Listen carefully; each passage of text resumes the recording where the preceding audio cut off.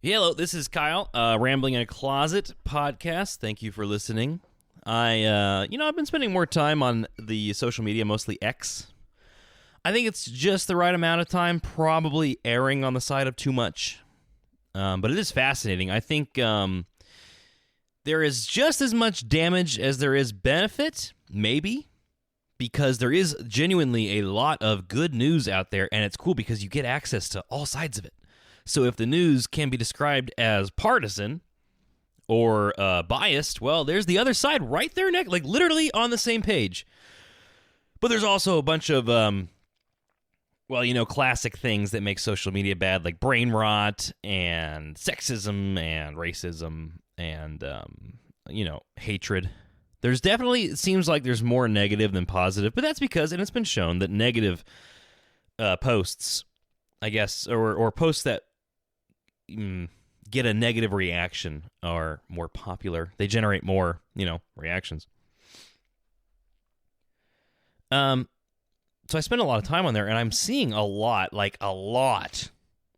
of women bashing. Now, this is going to be kind of inappropriate. There's going to be some adult themes. So just bear with me on this one. I'm going to give you a quick primer for what's going on here in this sphere of the culture, in case you didn't know. If you did, I apologize that you have to listen to all this, but I'm going to be very brief. Essentially, there is a red pilling going on in the manosphere. These are all terms that are being used. And it is a backlash to all of the men bashing that have been going on for quite some time. If you're wondering what men bashing is, think about manspreading, mansplaining. You know, if you sit down as a guy on a subway and your legs are open a little bit too much, you're manspreading, even though there is something in between a man's legs that requires them to spread a little bit further than a woman's. And a mansplaining is simply a man explaining something to a woman. And it's not at all bad. Of course, there are people who talk down to people, but that is not mansplaining. That's just being an annoying human being. It's really hard to obviously prime all of this stuff in because it's all just kind of jumbled into my head, and I want to make a very concise point. So there has definitely been a bunch of, men suck kind of vibe going on in culture for the past however many years. And so the backlash is coming, which anybody who was paying attention saw coming, and it's here.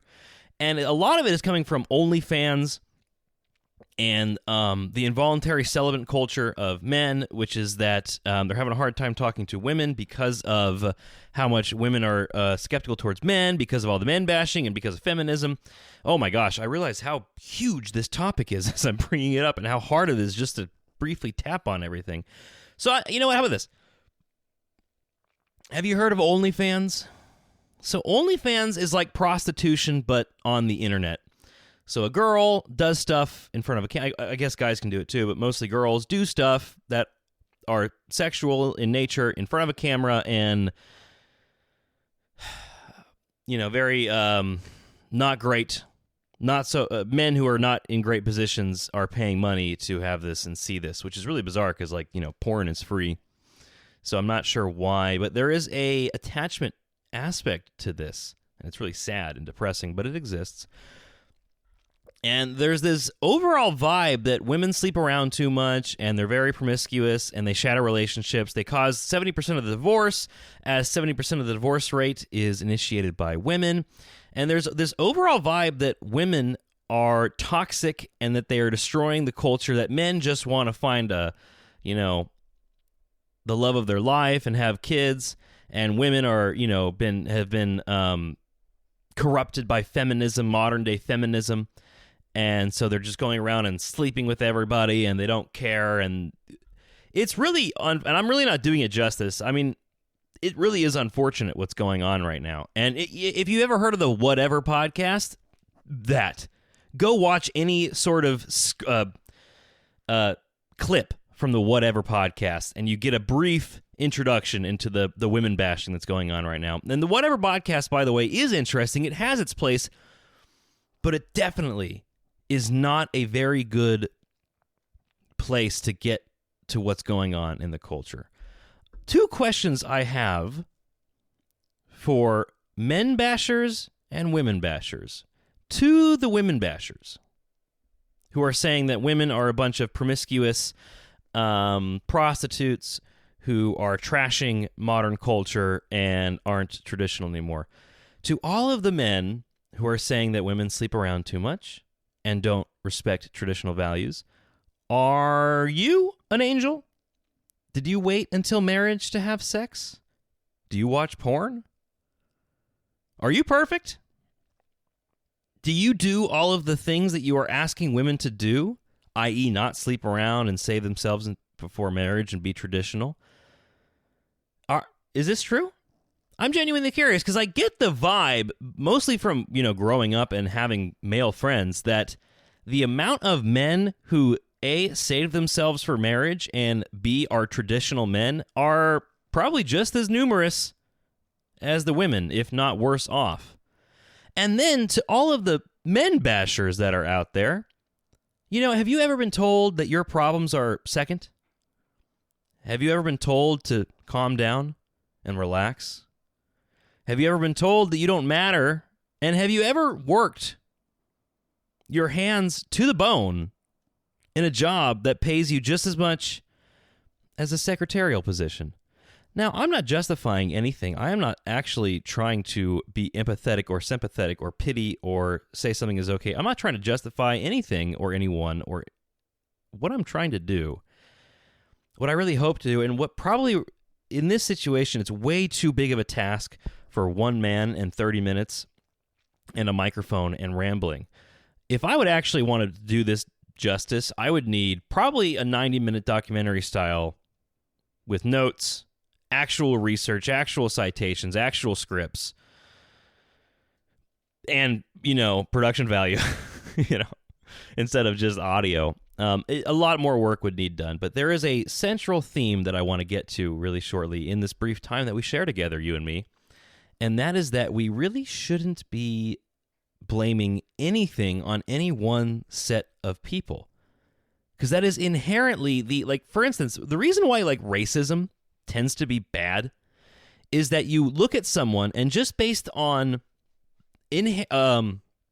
traits that they could not choose, traits that they were born into, i.e. their race, and you are looking at that one thing and then you are taking away all of this non-existent information about this person and judging them based on that. That's kind of like the ist thing, like racist, sexist. Like you look at women and you go, oh, women are X. That's not, first of all, it's very illogical. Now, you can draw generalities, like all women have certain reproductive organs, right? And all men have, other ones, right? So those are obviously true. So you can say those, black people have dark skin, right? Like that's not a racist statement. That is objectively true. That's how you can usually differentiate between a black and a white person, is if they're black or white. There's nothing wrong with that. But if you see a black person and go, well, they are X because of this, and it's like a personality trait or a characteristic, yeah, I mean, you might be able, for instance, black people have, higher or lower? They have a different bone density on average than, say, Caucasians. Blue-eyed people can see better in the dark than brown-eyed people. I mean, yeah, there are definitely truths that can be taken away from someone's immutable characteristics. For sure, and there's nothing wrong with that. And I think, if anything, that should be a normal conversation to have. Like, wow, isn't it cool that? Let me think of something. Oh, isn't it cool that women are higher in negative emotion than men? That might not seem like a cool statement. By the way, the actual word for that is neurotic. Yes, women are more neurotic than men. Problem is, neurotic has a very negative tense, a negative connotation in today's society. The denotation of neurotic is perfectly fine. High in negative emotion. What does that mean? Well, mom and dad are at the park. They see a kid swinging on a swing set, and the kid's going higher and higher because he wants to see how high he can get the swing going. And dad is going, yeah, all right, that's awesome, good job. And mom's going, oh my gosh, what happens if he falls off and breaks his arm or something? Right, that's it. A mom is in some ways, or rather women in some ways, and in general, right, generally speaking, of course, there are more neurotic men. There are some men who are more neurotic than women and vice versa, but you shouldn't have to say that, right? Generally speaking, women are higher in negative emotion than men. And it's for a reason. because men are in charge of doing or raising kids in a certain way, and women are in charge of raising kids in a certain way. We complete each other. We do what the other cannot do. And that should be a good thing. We should celebrate those differences and not try to hide from them and say, oh, it's ist if we point them out. It's sexist if we point out that men and women are different. It's really not. What's sexist is if you point out the differences, say they're a bad thing, and the differences are wrong. For instance, there's this interesting argument that I've seen out there that women are more responsible for divorces than men. Now, there are truths in this argument. If you look at the statistics, I think it's like 60 to 70% of divorces are initiated by women. One of the reasons why, and one of the very fun debates to listen to or get into, is no-fault divorce. Now, I don't know all of the specifics, but my general understanding of no-fault divorce is like, before, you couldn't just divorce. You had to have a reason. Either you were cheated on, or there is abuse, or promises weren't made or kept. Something really big would have had to happen to justify divorce because, you kind of made a promise to God and country and family that you wouldn't leave each other, and you have kids, so you really, really, really, really, really, really shouldn't do that. Unless huge circumstances, right? Then no-fault divorce came along, and, like I said, I'm not a pro on this topic, but to my understanding, essentially, for the most part, nowadays, if you want to get a divorce because you just fell apart, you just kind of drifted away, you can. And that's a problem. That's a big deal. The reason that's a problem is because, in some circumstances, you might think, oh my gosh, I don't think I can go on. I guess I'll just get a divorce. When you should probably maybe be thinking, what can I do to fix this? And it's going to be hard. It's going to stink. It might take some time, but we can fix it, We have to. We're stuck. We're literally stuck together for our entire life. I guess we kind of have to figure it out, or else this is going to be pretty miserable. Plus, we have kids who need us. They don't need to see us arguing and quibbling the whole time. They need us.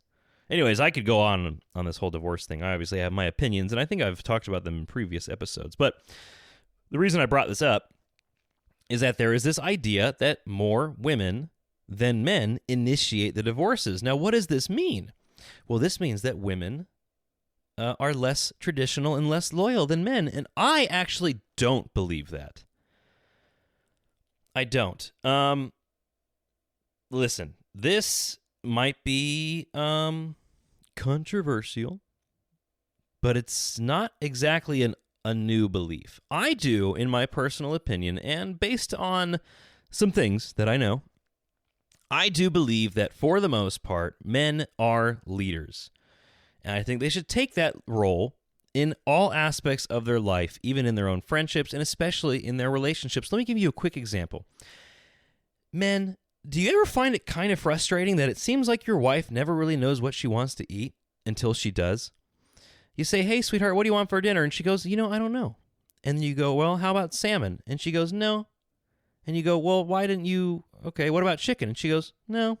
And you go, oh, okay, well, could you help me out here? And she goes, yeah, I don't know what I want. And that's fine, and, I'm sure some guys do that, but we're speaking generally here. But there's a meme out there about how you're especially when you go out to dinner and your wife is, you get something to eat, your wife's like, I'm not that hungry, and then she eats some of your french fries. Like, there's a mimetic joke out there on the internet that I think most people are aware of. Even if they don't have access to the internet, they're aware of this thing that exists in relationships.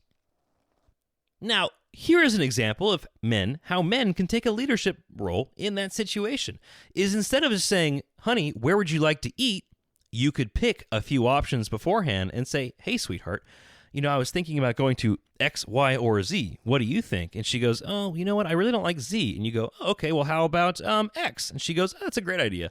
And there you go. You have both been taking part in the decision-making process, but the man kind of took a leadership role and led the conversation into a productive path. Now, that is not saying that the woman is incapable of doing this, nor is it saying that a woman needs a helping hand to figure out what to eat for dinner. Of course not.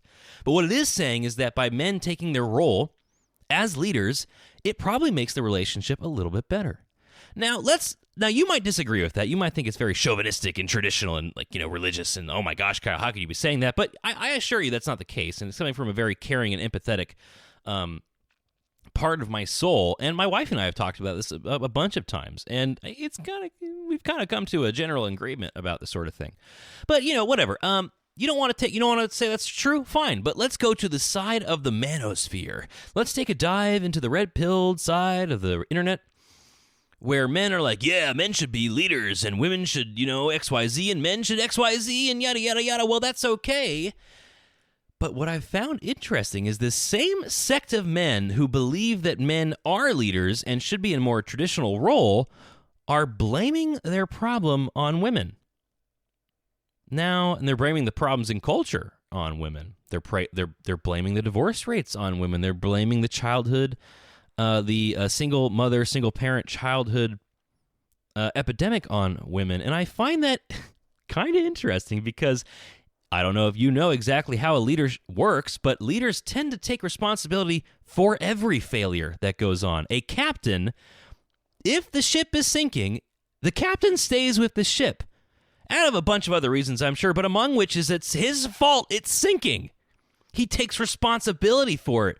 Even if there's really, in truth, little he could have done from, a whale jumping on the ship, maybe he could have been looking more. The whole idea is that leaders take responsibility for the entirety of the situation because it all falls down to them. Now, I thoroughly do believe that. And I remember small parts of it, but I really started believing this when I read a book by Jocko Willink. He's an ex-Navy SEAL. He does leadership training and stuff like that, and he wrote a book, an amazing book, called Extreme Ownership. You take responsibility and ownership for every little thing that happens in your life, especially if you are a proclaimed leader of a certain situation. And that might sound extreme to some people who haven't thought about it, but it is extreme ownership. And a good example that I've used to explain it to people who kind of were a little hesitant, they were like, well, Kyle, what about getting hit by a tornado? I go, yeah, you're right. A tornado spawning in the middle of your trailer park is not your fault. But you did decide to live in Tornado Alley. You did decide to not evacuate when the Weather Channel said there might be some tornadoes. You had some.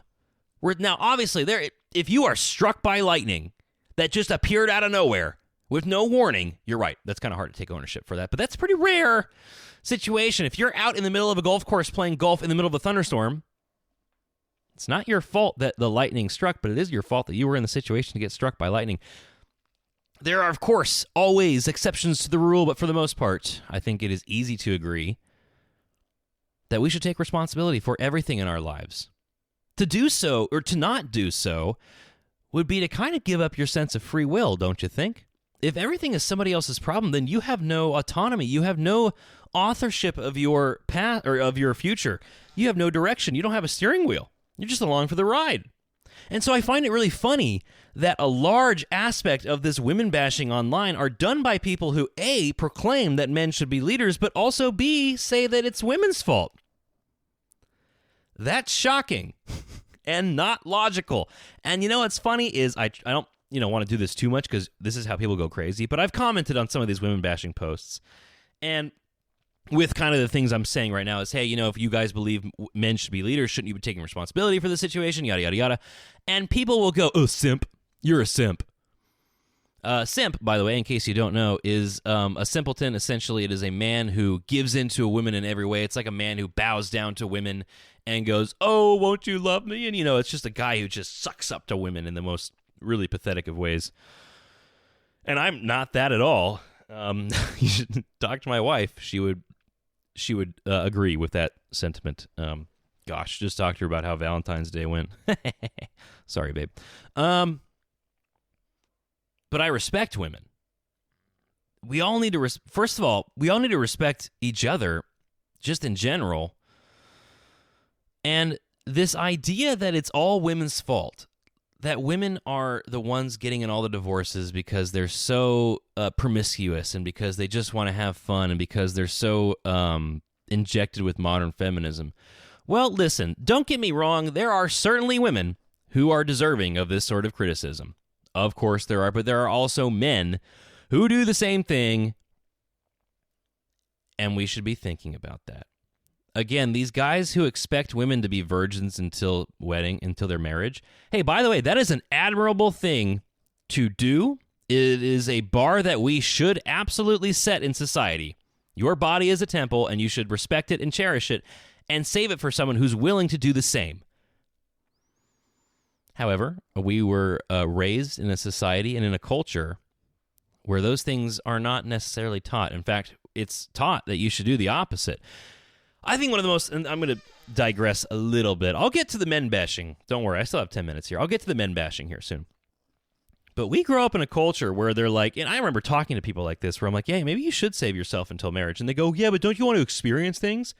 Don't you? I feel like you should have sex with as many people as possible so you understand what you like and you know what you enjoy. And to that, oh my gosh, that used to actually make sense to me. Now it makes me feel like there's leeches in my arm. Like it just feels gross. It's like, wait a minute, you need to sleep around a bunch to see which kink you're into? Is that what you're saying? I mean, there's this great quote. Would you rather have sex one time with 1,000 different women, or would you rather have 1,000?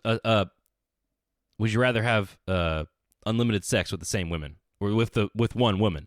You know what I mean? It's like you get this. You can kind of get to the same outcome. You can try different things with the same person. You know. And if you've both saved yourself until marriage, you don't both know what you don't like or do like because you've never done anything before. You have no exposure to it, so you get to explore it together instead of wasting it on random strangers. You know, there's a lot of evidence out there that shows that your ability to pair bond decreases with every partner that you have because your mind doesn't see sex as a pair bonding amazing, wonderful thing to have with the love of your life who's going to bear your children. It's just some fun to have. It's a recreational activity. And we've been taught that by culture, and it's ruining women and men. I do think, statistically, I think you can probably pull up some studies, and I think it hurts women more to have uncommitted sexual relationships before marriage. It does hurt them more than it hurts men. However, it is damaging to both. And if we have one standard for one sex, you should probably have the same standard for yourself or your own sex. And on to the men bashing. Now, the reason I'm going to save or use less time for the men bashing is I feel as if it's decreasing. We're on the backswing of the pendulum, and where feminism came out and said, I need men or women need men like a fish need a bicycle. We don't need men. Men aren't important. I am independent women. I can do my own thing. I feel like all that's kind of going away. Or at least if it's not going away, it's becoming a little bit less popular and harder to be on the side of. So that's why I'm kind of hesitant to get into it because there's less and less examples of it in reality. Of course, there's still out there, and it's still hilarious to see. But, I mean, I think what women do need to understand, if they are on the side of, men, is we've been lied to just as much as you have. And we have been told, and I can say we because I've been told in my own ways from other people and culture, we have been told that the way we are is wrong. You know, ever since we were in classrooms and we couldn't stay still, we were told to calm down and stay still. And if we weren't, we were given drugs. I wasn't, thankfully, but I had a friend who was. He was a different person on those drugs because he couldn't, according to the teacher, stay still and pay attention because, he was a boy who just wanted to go outside and play. He was given drugs to calm down, to get him more complacent so that he could sit in class and learn whatever boring crap the teacher was teaching at that moment. Men do 99% of the dangerous jobs. The majority of the world was built by men. If we're talking about just actually building something, of course, here's the thing. One of my favorite quotes is, men build the world and women build men. Which would you rather be? It's kind of, if you think about it that way, you realize that women actually have a lot more power than this kind of modern feminist gives them. Because it's like, oh no, I have to be the CEO of a major. This is interesting. No, I can't get into that. Okay, I will just because I brought it up. What's fascinating about the whole, there are less women CEOs than men, and this is indicative of sexism. It's so wrong. First of all, I don't want to be a CEO. That sounds miserable. I don't want to be an Elon Musk. I don't want to be a Jeff Bezos. Yeah, the whole money thing sounds good, but they work like 100 hours a week, and their relationships always go to crap. They can't be fathers. They can't have relationships. Their life is about one thing: work, success, money, work, success, money. That's three things, but you know what I mean. So just because there is a very, very, very, very, very small fraction of men who even want to do this in the first place, and of course, there are even less women who want to do that because women have different priorities, but oh my gosh, this is another rabbit hole that is for a different time, so I apologize for bringing it up and not being able to properly spend enough time on it. I think what women have to understand, and like I said, I'm not going to spend too much time on this because I think it's a lesser and lesser problem, even though it still exists and it is a problem, is that women need to understand is that men have been told to sit down and shut up for quite some time now, ever since I was a kid at least, and probably way farther back that for another couple generations. You know, we have been told that we're sexist and that we talk over women and that we don't cherish women. And we've been told a lot of things, and it's probably closed off a lot of guys. And it is not, and we are not also, there's a lot of males who have not been taught how to be men. Because there's this idea of, you know, toxic masculinity and, you know, the idea that more traditional masculine things are bad. That is a big aspect to why maybe men are failing nowadays, is because they were never taught how to be men. And you know what, men? You need to understand that about women, too. I think we are all just so lost and sad and lonely and confused and, quite frankly, in a lot of ways, helpless.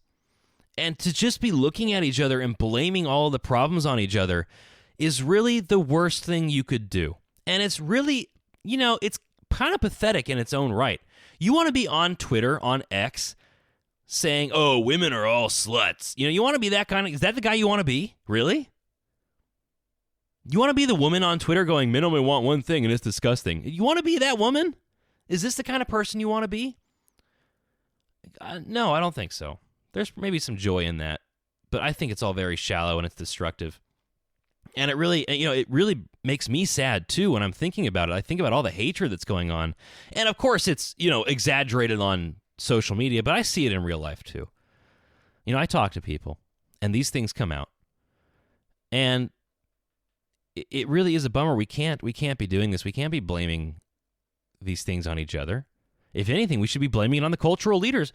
Why have we been being told to have sex with everybody? Who's been saying that? What's going on here? This is clearly wrong. This clearly doesn't go anywhere good. So hey, wait a minute, who said that? You know, maybe we should start looking around and seeing what's going on and blaming the zeitgeist, blaming the culture. Don't blame each other. I've said this before. Oh, there's that W40. I've said this before. The ruling elite are very happy in their castle walls while we yell at each other. All the peasants are fighting over the dirt. Okay, we cannot be doing that. It's really counterproductive. I want everybody to get along. Here's my hippy-dippiness, right? I want us all to get along. Yes, we need to hold each other to account. We need to tell each other when we are doing something wrong. Hey, maybe you shouldn't have an OnlyFans. Hey, maybe you shouldn't be subscribing to an OnlyFans. You know, both behaviors are very reprehensible, and it's so funny that dichotomy exists because it's so easy to point out. You should not be having an OnlyFans. You should not be selling your body and your sexuality on the internet for some creepy-ass men, and you should also not be a creepy-ass man buying this stuff on the internet. It goes both ways. It's a double-edged sword. We're all failing. Men and women are all screwing up right now, and we need to look to a better answer to figure out how exactly it is we can fix this. And I think that answer might have to do with, Christianity maybe. There's something in the Bible that probably says stuff about this that might be a little useful. And by the way, I am not, as far as I can tell, a Christian. But gosh darn, there's some really interesting stuff in there, and it's pretty useful. Among which, Save yourself until marriage. Don't sleep around.